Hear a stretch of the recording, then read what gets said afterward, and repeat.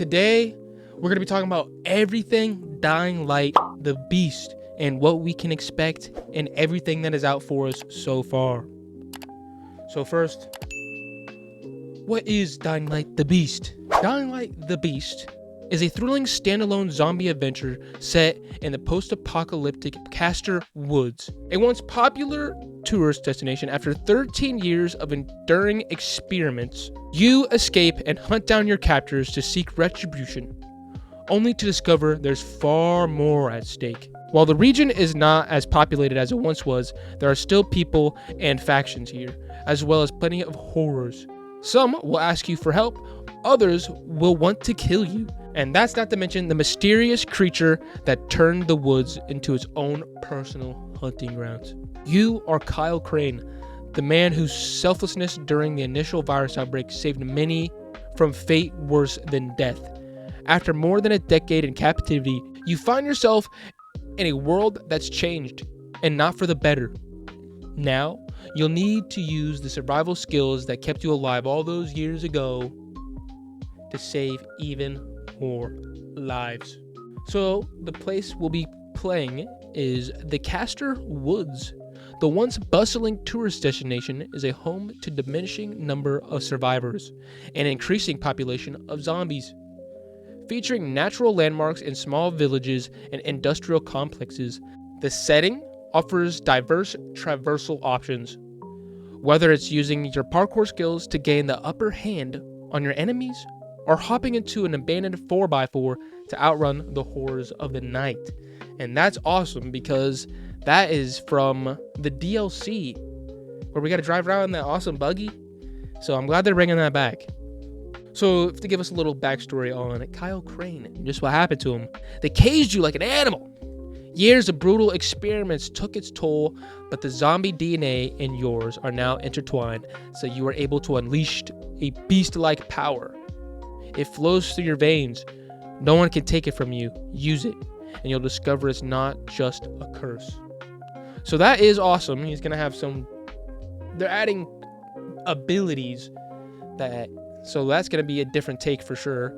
I was wondering what happened to Kyle, because at the end, if everyone remembers the following, we'll do a little spoiler alert, because what's coming up next, if you haven't played it, sorry, you look away.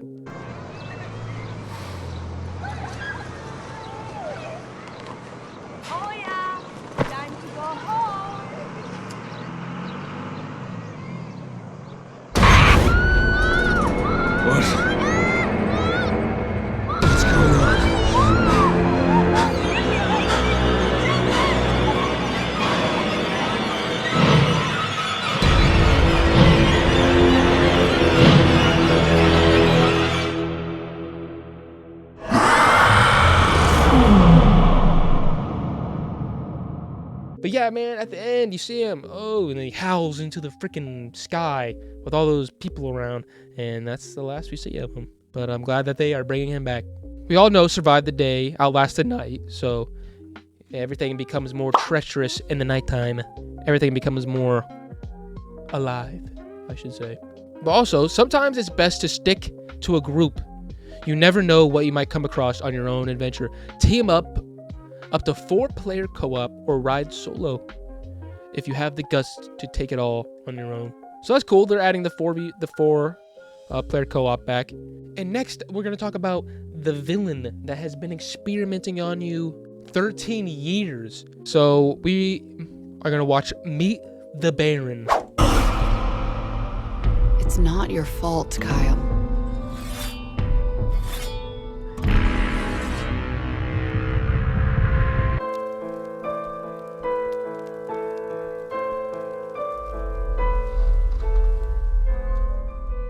I do not feel obliged to believe that the same God who has endowed us with sense, reason, and intellect has intended us to forego their use.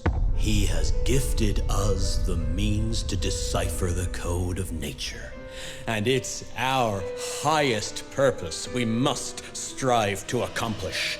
I only answer to this divine calling. And you.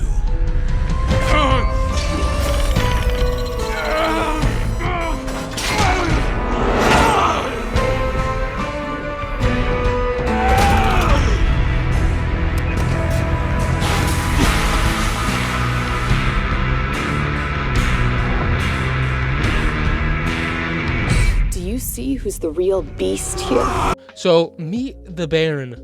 First, focusing on his aristocratic vibe, his background, the way he spoke and act, and even his style reflects that. The Baron is wealthy, smart, and highly educated. He studied in the US before returning home, the Castor Woods, to take over his family's pharmaceutical empire. Moving on from that, we pictured him as someone surrounded by advanced technology, pretty unusual in the post-apocalyptic setting. Even though the world is falling apart, the Baron has access to whatever he needs to chase his goals.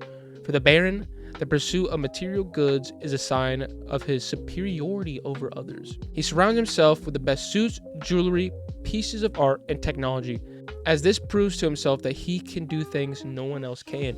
So he's not like, what's his name? The crazy doctor guy from the first one. When we started designing the Baron's appearance, we wanted to make an antagonist that stood out. A lot of villains in games, especially in post-apocalyptic settings, tend to look rough, patched up, and dirty. The Baron is different. He has the power and resources, and that's reflected in the way he presents himself. Freaking rich guy. His style is clean, classic, and elegant. Think sophisticated old money. He wears tailored suits that are spotless, even in a world falling apart. His look tells you that he's above the chaos. But we didn't want him to feel too polished. That's why we added a gun holster to his outfit. Good detail. A small detail, but it reminds you that he's still dangerous. Okay. Yeah, I guess so. I mean, if you don't have a strap in the apocalypse, that's just on you. You're just being dumb, in my opinion. But yeah. I get what they're saying. But while he may look polished and put together, his personality is far from perfect. The Baron is cold, emotionless, and lacks empathy. He's obsessed with science and doesn't see the virus as a disaster. Instead, he accepts it as part of the world and tries to use it for his own gain, experimenting on people and infected alike. So that's cool. That's crazy. If you dig deep while playing the game, you'll be able to uncover a significant portion of the Fisher family history to better understand the Baron's background. The Baron isn't just some random villain. He's the heir to a family that has ruled the valley for generations.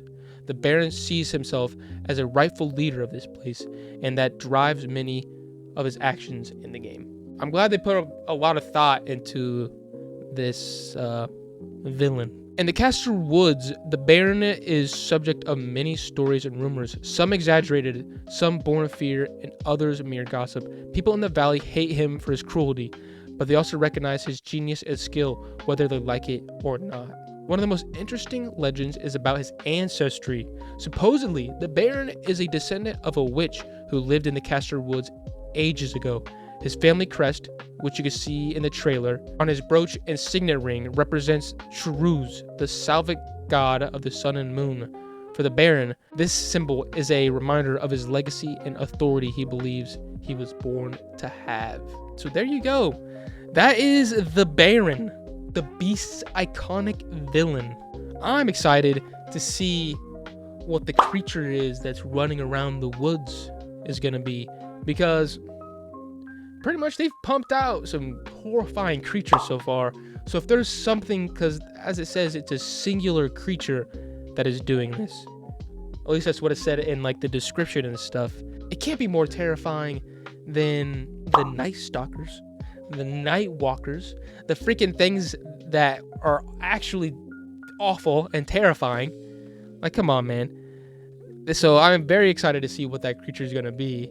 And there you go, everyone. That is all the information that we have for Dying Light, the Beast. Sadly, we do not have a date for when it's dropping, but that is okay. I'm willing to wait as long as it's good. So hey, everyone, if you like this video, give me a like. And if you really liked it, hit that subscribe button. But either way, I will see you on the next one.